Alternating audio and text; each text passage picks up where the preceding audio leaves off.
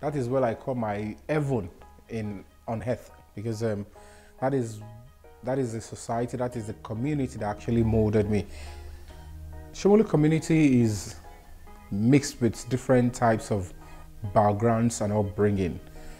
And of course, born as a Muslim but raised as a Christian, I had my primary and secondary education within Shomolu local government. But for those that really don't understand what Shomolu is all about, there were so many loose ends, so many opportunities to become miscreants, to become tout, to become wayward.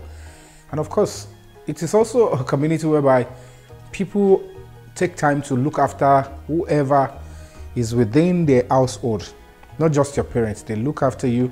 If they find you in a particular situation that is not palatable, you wouldn't know even who would tell your parents, like, your son is actually mixing up with some set of people, you need to be cautious.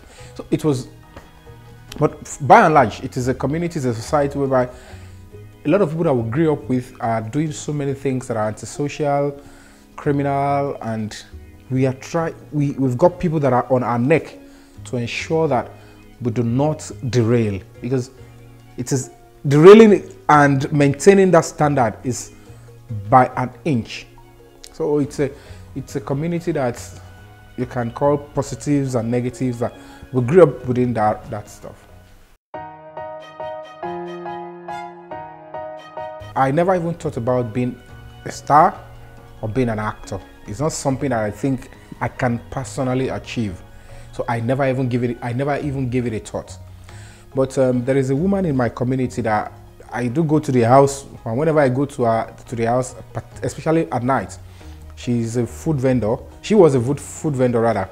And so whenever I'm there and I'm cracking jokes, people tend to come around, they laugh, people stay at the balcony, people deliberately come to eat. I wasn't really observing until she made me to understand that my coming to sit at her spot makes people come to eat. That why can't I go around and become an artist? And I'm like, oh, that is an Herculean task. I don't know where to see them. And even if I meet any of these stars, to me, they are aliens. They are not human beings. How can I tell them I want to become like them? It's not possible. So I'm not going to go there. But she said, no, you should go. Go and look for them. I will help you. Even if it is transport, I'll give it to you. Go and learn. Go and be with them, and then you'll make headway. I said, okay, fine. I'll give it a shot. And I got somebody who described where I can find. Because at that time, your mind is, you have particular artists or persons in the industry that you admire, you want to, like, okay, I'll be free, I would explore if I am around this person. So I tried the 3 of them, and luckily I was able to get a nod from one of them, and the rest, they say, is a story. That's the story I just gave. I walked around, and I was told I will find them in a Butemeta. Because I penciled, I said I wanted to meet either Babasui, Ogogo, or Inka Quadri. And luckily for me, I thought Inka Quadri would be too difficult then because of the roles he plays in the movie then. So he was like I was focusing on Ogogo and Babasui. So I met Ogogo and I met Babasui, but I devised a means to, like, I just created an event. I said we want them there so that I can be able to have access to them. And so far so good. That really worked for me because immediately they gave me attention, an audience. I was able to now try to devise means to show them that I have interest in the job, but I do not know how to say it. I wasn't bold enough that I want to become a star. It's something that I think you can't say you want to be. Even if that is it, how can they make you a star with that very tender age? How can you aim to be a star? I think it's over ambition. So I didn't even talk about it. I just want an opportunity to express myself. I know I can do. Let me just do something quality. I don't know whether it's going to turn to stardom or not. I don't even believe that the connotation of my name can sound like a star. You know, when you just come, you just look at my name. Then I was popular with Yomi Fabiyi. Does that sound like the name of a star? If you want to pronounce it, can it be pronounced? I said I'm not going to go for stardom. Let me just get that opportunity to express myself. I wasn't expecting, I wasn't targeting to become known. I wasn't targeting.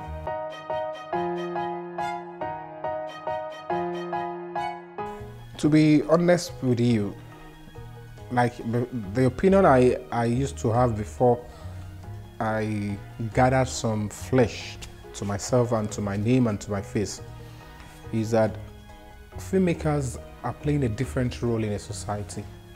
By and large, any filmmaker that understands the nitty-gritty of that profession will know that he or she holds a key to the pattern a society should be seen.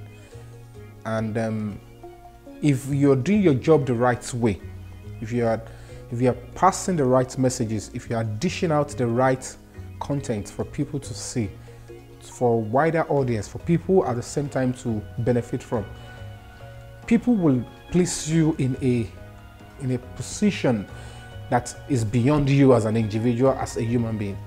And that is all I can say practically about this. The limelight, the accolades, the eulogies. To be honest with you, sometimes when these things are coming, when the recognitions are coming and you're within people and people are applauding you from the depth of the heart. I could remember vividly when we went to Abia State for Born Awards for 2016, where I got the best actor for my movie Metomi. And after I wasn't even expecting it. And when I was called that I won, I had my jacket, but when they were calling my category, I thought I wasn't going to win. So I wasn't even prepared. But what I now noticed was when we were going back at the airport, and I had an opportunity to meet some of the juries, and when they were trying to analyze how they came about being an actor or giving the best for that particular movie, I went into trance because I need to connect with what they were saying. That these are people that are seeing me physically, but the way they were explaining was far beyond an ordinary physical eye. So it's humility is just the best way to manage it, because you have to understand that whatever it is, humility will keep taking you far. Humility will keep making you to explore more, because nothing you have achieved any other person cannot. It's just sheer luck and some semblance of grace. To be honest with you, there is no part of the production that is not hard. And of course, if you have a very good knowledge about anyone, you'll be good at it. But on the scale of preference, if you ask me to place it on scale of preference, of course, directing is far more technical, because the entire interpretation of what the producer gathers is what the director will have to work on. So producing is also very, very tasking. But on the scale of preference, I'll pick directing, producing. Acting is still it's still soft. It's still, because of course, before they even pick you to act a particular role, you must have ticked some boxes from what the director and the producer have gotten as the foundation, like the blueprint for the production. So if you don't fit in physically, chances are they won't even audition or pick you in the first place. So most actors are near possible round hole in a round peg. The pick who can fit in, who physically, abstractly can fit into the project at hand. Then it now takes the little help of a director to ensure that the actor follow the script to the letters. Then acting is also very not easy, but like I said, on the scale of preference, I'll pick directing, producing, then acting. Of course, I am married.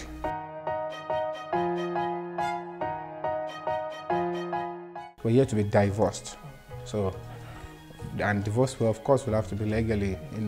In every relationship, there is up and down. It's a private matter. But it's going to be very funny if I come to the TV and tell you I'm quarreling with my wife, and then tomorrow I tell you we've settled, and tomorrow I tell you I've quarreled. Do you know how many quarrels people have in their marriages? So if people translate that into divorce, good luck to them. But of course, I don't have to be deceitful or corny about it. I prefer to talk about the status of my marriage when it is definite. If it is divorce, I'll tell you. If it is still ongoing, it's still ongoing. Anything not conclusive, I can't be discussing because anything can change. So that is what I can just say about that, so that we won't be misleading ourselves.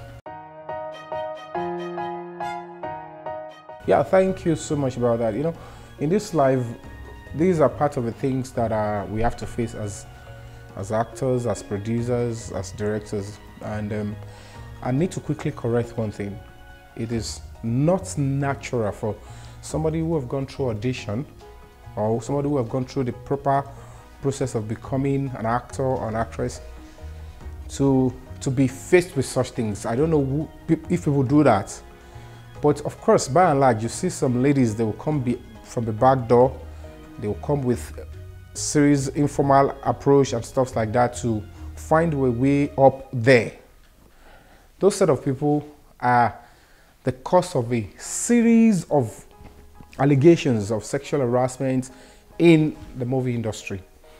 But however, this is actually a different ball game.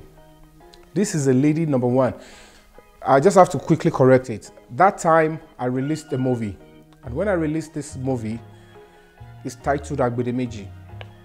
I want to believe that there is one of the cast that felt because we were close, she should play the lead role and was denied. And the next thing, when the movie came out and it was doing well in the first 1 week, I had about 152,000 views and about 500 positive comments all through. And people were like, talking about, oh, you should have bring this film to the cinema, this film should be in the cinema, why on YouTube, blah, blah, blah.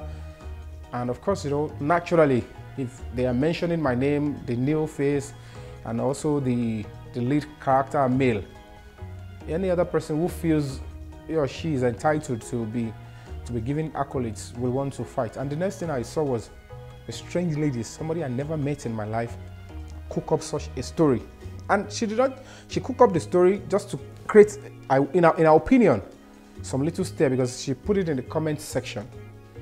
And then the next thing I saw was that the Instablog Nigeria now munched a comment, pick up my picture, pick up the lady's picture, merge it together and give it an editorial. That is a serious criminal offense. That is uncalled for, because number one, a proper journalism, the etiquette of a job is for you to investigate and verify what is your rapport, do you have any link with this person, do you have any proof to show that you met this person. Anybody cannot just cook up what sexual harassment is. A story that is very easy to cook story around in the movie industry because it is common. It is peculiar. It's just like when they talk about bribery. It's easy for anybody to accuse any police officer of bribery now. And whether it is right or wrong, people will still believe it because it is peculiar with them. So in this vein, and I look at it and say, fine, if somebody can go and cross the line just because they want to make my reputation, they want to bring me down. Because naturally, apart from the fact that people talk about my marriage and talk probably my nature, I am a scandal-free person. I don't really like it. I can fight for people's cause and that bring me on the spotlight. But personally, I respect people's right. I respect people's opinion. I treat people right. I take care of my colleagues, dead or alive. And these are things that are actually not making some certain people happy, because when they realize that everybody is a competitive industry and you are a boss if your name is bigger. To them, if you are the most popular, that is, you are in front. They put you in hierarchy. So nobody wants you to get more fame more than them. So if they realize that you're getting something that is out of their way or they can easily block, they will do something to bring you down. That is my experience. But I am in court with a lady. I'm in court against Instablog. And I have been trying to be civil with both of them. They both have been evading service. They are running away. And I still do not know why. in this country, the law enforcement will allow somebody to operate such a sensitive job, a sensitive career like that, and will be anonymous? How can somebody say, I am Instablog, you are delving into people's privacy, you are prone to cause public peace, and you are anonymous? Can I be committing crime and be committing in anonymity? Because I do not understand why nothing is being done. Why the Nigerian, probably people have not even written petition. It's possible, nobody is accusing yet, but I know for sure that immediately I am through with court judgment and I get, the court is able to see and hear my story, how they have used that platform, how the lady have been used to bring me down, has caused me damages. Immediately they give a right judgment and I get justice, then they will know whether they are truly anonymous or not. I can bet my life under 1 week I will pick the both of them. That is standard. And I will want my fans and viewers to understand, this is not about pursuing peace, this is not about being forgiving. This is clearly the fact that I want justice and I want the public to know the truth on this particular matter, so that that's rubbish. That nonsense can be taken away from my name. It's still lying and sitting there on the internet. Until I get justice, then people should please relax and let us get the truth.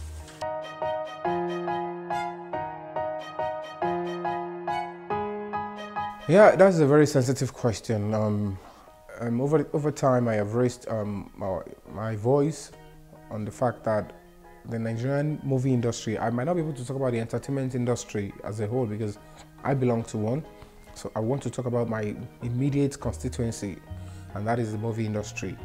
And if you look back into my activities, I have done so much. I have tried to see what I can do to inject new ideas. I created Save Nigeria Movie Industry campaign, and this is because I am aware that Nigeria movie industry is on life support. It's basically on intensive care units, and I have raised my voice. I have spoken out loud that the government should do enough to restore sanity to the industry. But if you look at the entire economy, you understand that on the scale of preference, where the Nigerian movie industry is, if we have to revitalize and make the economy start booming, it's still a bit probably in the middle. But at any rate, if something will have to be done gradually to maintain and sustain it before the final facelift, I want to believe restructuring the movie industry is sacrosanct. The educational aspect of that industry is key. How many of we practitioners have minimum level of film education? How many of us? It is something that the government should look into and give an enabling environment for film education, proper accredited film schools to come, so that people can be able to upgrade their craft and their understanding about the job. And of course, technically, we have to understand, we have to encourage a lot of things to make the movie industry work and create bonds. Producers should be able to have access to pool of funds under normal level of equality. Not that by how much popularity you've got, or how you can beat some bureaucracy. No, it doesn't have to be that way. You have to look at, and then giving a proper legislation. The Nigerian movie industry needs to be inculcated into the official gazette of this country, whereby there will be proper regulatory body. There is no regulatory body that is controlling the movie industry. There are only few institutions like the Nigerian Census Board and stuff like that, but they are not really effective bodies, and they are going out of their way, out of their constitutional duties to make the industry work. But when we have proper regulatory body, professional body that can regularize and maintain the industry, fine, it's good, it will get better. But like I said, it boils down to the economy master plan. And if any economic plan is going to be coming up now, I think they want to first and foremost focus on electricity, focus on giving us security, giving us justice system and human rights, give us national database, give us national emergency number, then fix our health sector, fix unemployment. All those ones will be fixed, unemployment will be fixed. If all those things are really working, then they can now look into the movie industry, because that is when you can have a viable and a restructured industry. Break the Silence Foundation, it's a human rights movement, human rights and national development movement. And our focus as individuals, I look back and forth. I've traveled to several countries around the globe, and I've been trying to understand what is the difference. Why are these countries better? Why are they living like human beings in this country? Why are we living like the way we are living in this side of the Atlantic? And I realized the key thing that has been militating against the Nigerian society, and they are not far-fetched, and this is what has been inculcated into the system.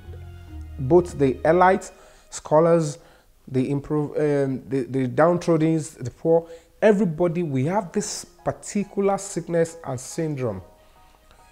And this sickness, it's now having wings. We've got multiple wings, and they include fear, silence, poverty, and greed.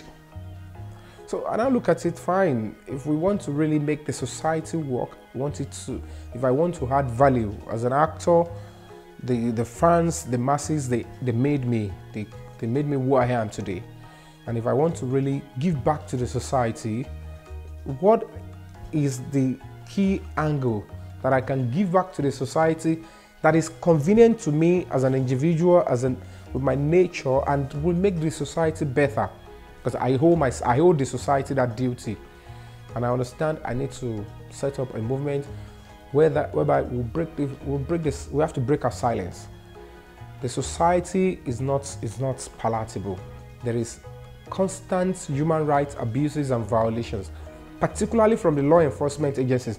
Look at the rates the police are treating people. Look at the way army soldiers are treating people, and people have been complaining. They post a lot of things on social media, thinking that those assaults, those abuses they record on the streets are the real problem. And I am saying this to you, that go to the police stations, go to the police commands, go to the various barracks. You will see dehumanizing, terrible, disgusting treatment of human beings by the same citizens. Treatment that I cannot be subjected to in foreign countries like UK, US, Germany, and stuff like that. I am being subjected to same thing in my country. My brother is being subjected to same. My father is being subjected to same. Grandparents being subjected to same. Children being subjected to same. What we are having recently, you are seeing series of child abuse, pedophiles on the rise, domestic violences. A man will be beating a woman to stupor. You will be hearing noise, scream, shouts for help. As citizens, we would not be able to interfere. We cannot put laws into our hands. And the sad part is that we don't have who to call to come and rescue the woman until she breathes her last. These are what our children are living and growing to understand every day in a country and society we call our own. And I realize the fact that why would this go on? This is abnormal. This is not humane. This is not a human being thinking. We are not acting like human beings. And I realized the major problem is silence. They allow poverty, fear, to come in between us, and everybody, every home, shut up, you talk too much, shut up. That shouldn't be the orientation. People should be allowed to, when you go to these homes, they already instill fear into the children. How can I be asked to keep quiet before my parents, and I'll look at other people's parents that are doing something wrong and I want to express myself? That is suicide. Because even at home, it is standard. There are too many proverbs that are keeping children into perpetual mental slavery. All these things are what really, really bothered me, and I understand. I said, I need to understand. I have to start preaching. I have to start going from villages to villages, communities to communities, to start passing the message. It shouldn't be social media war or trials only. So we set up the movement that we need to break our silence, and Break the Silence Foundation will be spreading the gospel of human rights protection. People to people, we use our movies, we use ourselves, we talk, we do rallies, so many things. Look at Nigeria. We have been voting, this is probably going to be the 4th or the 5th president. For 4 years, we go out to vote because we want stable electricity in this country, because we want security and a few other things. Since we have been voting, we haven't gotten all that. And Nigerians are so coward that they would not want to protest. They will only be waiting for election. Election is the manifestation of your anger after you have put it in action. You cannot be voting every 4 years for something that they are budgeting for every year for the past 22, 26 years. You did not get it, and then you want to go and still use your vote to be demanding for that thing.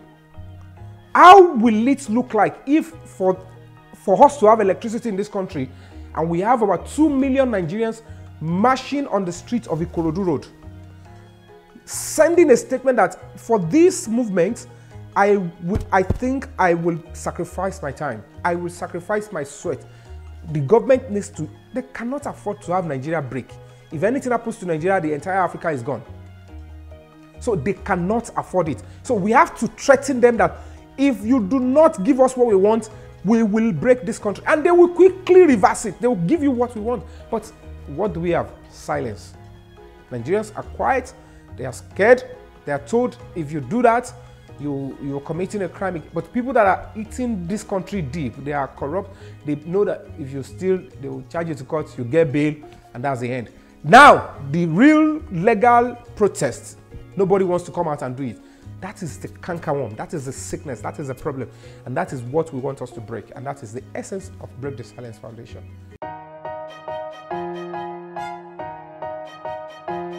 Of course, voting is my civic responsibility. But before I vote, I cannot just be voting in limbo. Voting is an exercise that it is a primary obligation, but must be backed up with sensitive and cognitive, serious demand for good governance. You have to be sure that you have made your demands right. You have seen who would give you that thing right, and you are going to follow it thoroughly. That is the voting. That is what you're voting for. Because the moment you give your future, your destiny, your thumbprint, it is being invested into somebody for 4 years. If you do that with somebody that does not have the technical ability to change the fortune of a society, you are a tragedy. Your voting is a waste. Because it is an exercise that should be able to channel and focus the society into a better path. So if you are giving the mandate for somebody who will not even make us go anywhere, you are a major part of the problem.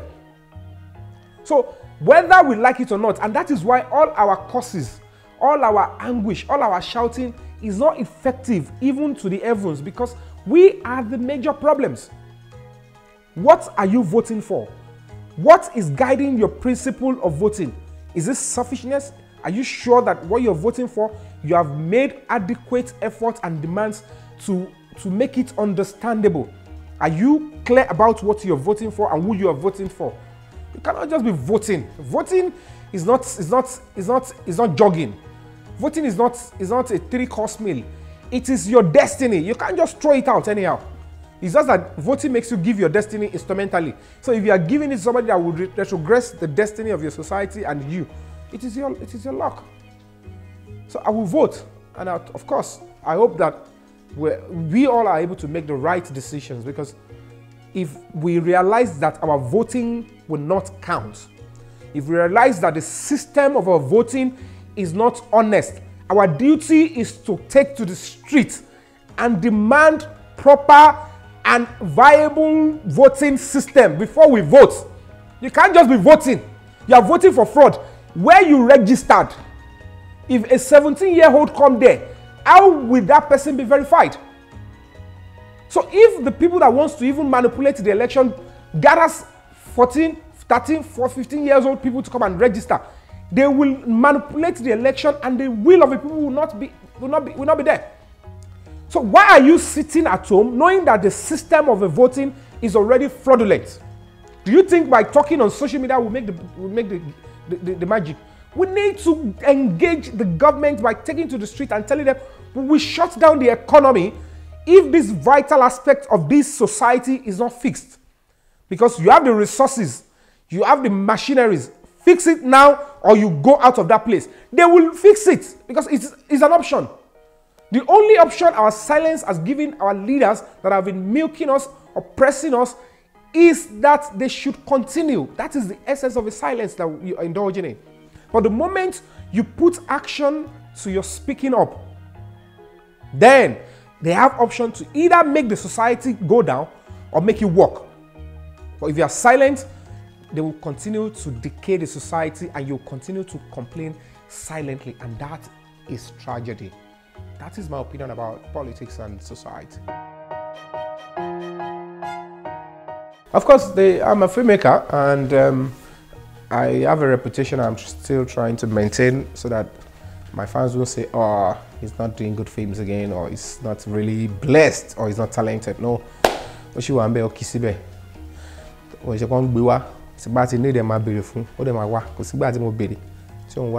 for now, I'm preparing a movie, Sadat. Sadat means success. So let's see how that plays out. So Sadat, then I'm thinking of it in the cinemas with the movie The Minder, continuation of Metomi. But you know, let's keep our fingers crossed. We will get there. We will live longer.